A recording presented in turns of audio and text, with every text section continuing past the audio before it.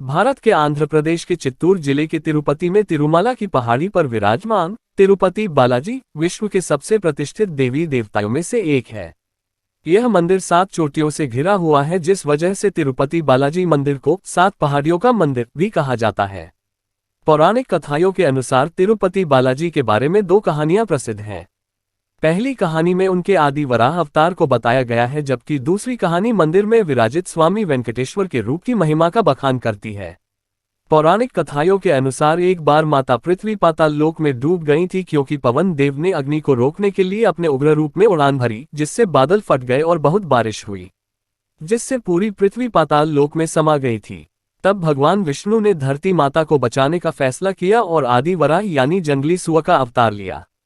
वराहदेव ने पाताल लोक से पृथ्वी को वापस ऊपर खींचने के लिए अपने सींग का उपयोग किया। इस घटना के बाद वराहदेव ने लोगों के कल्याण के लिए पृथ्वी लोक पर रहने का फैसला किया। भगवान ब्रह्मा के अनुरोध के अनुसार वराहदेव ने एक स्वरूप धारण किया और अपने 4 हाथों वाले भूदेवी के साथ कृच्छला विमना पर निवास किया और लोगों को ध्यान योग और कर्म योग जैसे ज्ञान का वरदान देने का फैसला किया। कहा जाता है कलियुग की शुरुआत में भगवान आदि वराह वेंकटाद्रि को छोड़कर अपने स्थायी निवास वैकुंठ चले गए। भगवान ब्रह्मा ने नारद से कुछ करने के लिए कहा, क्योंकि भगवान ब्रह्मा पृथ्वी पर भगवान विष्णु का अवतार चाहते थे। नारद गंगा नदी के तट पर गए, जहां ऋषियों का समूह कुछ सोच रहे थे और ये तय नहीं कर पा रहा था कि उनके यज्ञ का फल किसे मिलेगा। वे 3 मुख्य भगवान ब्रह्मा, भगवान शिव और भगवान विष्णु के बीच भ्रमित थे। नारद ने ऋषि भृगु को तीनों सर्वोच्च देवताओं का परीक्षण करने का एक विचार दिया। ऋषि भृगु ने प्रत्येक भगवान के पास जाकर उनकी परीक्षा लेने का निश्चय किया, लेकिन जब वह भगवान ब्रह्मा और भगवान शिव के पास गए तो उन दोनों ने ऋषि भृगु को नहीं देखा, जिससे ऋषि भृगु क्रोधित हो गए। अंत में वे भगवान विष्णु के पास गए और उन्होंने भी ऋषि भृगु को नहीं देखा। इससे ऋषि क्रोधित हो गए और उन्होंने भगवान विष्णु की छाती पर लात मारी। क्रोधित होने के बावजूद भगवान विष्णु ने ऋषि के पैर की मालिश की और पूछा कि उन्हें चोट तो नहीं लगी। ऋषि भृगु निश्चय किया कि यज्ञ का फल हमेशा भगवान विष्णु को समर्पित रहेगा। परंतु माता लक्ष्मी नाराज हो गई। वह चाहती थी कि भगवान ऋषि को दंड दे, इसलिए वह वहां से पृथ्वी लोक पर आ गई। श्रीहरि और बैकुंठ का त्याग कर महालक्ष्मी पृथ्वी पर एक वन में तपस्या करने लगी। तप करते करते उन्होंने अपना शरीर छोड़ दिया। विष्णु जी वराह अवतार का अपना कार्य पूर्ण कर बैकुंठ लौटे तो महालक्ष्मी नहीं मिली।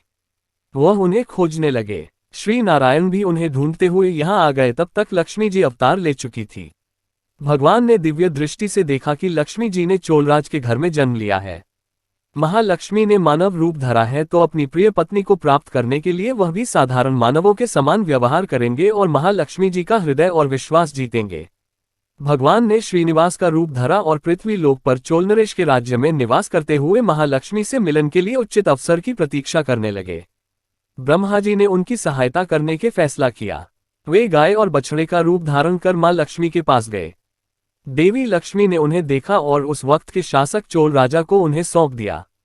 राजा ने उसे चरवाहे को सौंप दिया, परंतु वह गाय सिर्फ विष्णु जी के रूप श्रीनिवास को ही दूध देती थी, जिस कारण चरवाहे ने उस गाय को मारने का प्रयास किया। तब श्रीनिवास ने चरवाहे पर हमला करके गाय को बचाया और क्रोधित होकर उन्होंने चोल राजा को एक राक्षस के रूप में जन्म लेने का श्राप दे दिया। राजा ने दया की प्रार्थना की। तब श्रीनिवास ने कहा कि राजा को दया तब मिलेगी जब वह अपनी बेटी पद्मावती का विवाह मुझसे करेंगे। जब ये बात देवी लक्ष्मी पद्मावती को पता चली तो वे वहां आई और तब उन्होंने श्रीहरि को पहचान लिया, और जिसके बाद भगवान विष्णु और लक्ष्मी जी एक दूसरे से लिपट गए और इसके बाद वे पत्थर में बदल गए। फिर ब्रह्मा जी और शिव जी ने हस्तक्षेप करके लोगों को इस अवतार के उद्देश्य से अवगत कराया। कहते हैं कि किसी काल में श्रीहरि विष्णु ने वेंकटेश्वर स्वामी के रूप में अवतार लिया था। ये भी कहा जाता है कि कलयुग के कष्ट से लोगों को बचाने के लिए उन्होंने यह अवतार लिया था।